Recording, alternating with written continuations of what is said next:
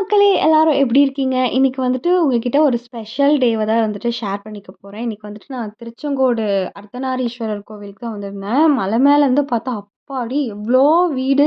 இன்னைக்கு வந்துட்டு நான், அம்மா, என்னோட ஃப்ரெண்டு 3 பேர் தான் கோவிலுக்கு வந்திருந்தோம். எங்க 3 பேரையும் ஒருத்தங்க வச்சு செஞ்சுட்டாங்க.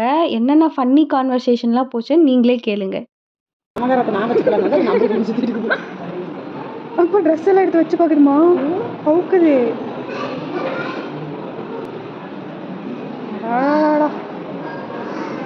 மம்மியும் பேபியும் சேர்ந்துட்டு பண்ணுற வேலை கொஞ்சம் பூச்சி பிக்குதுமா.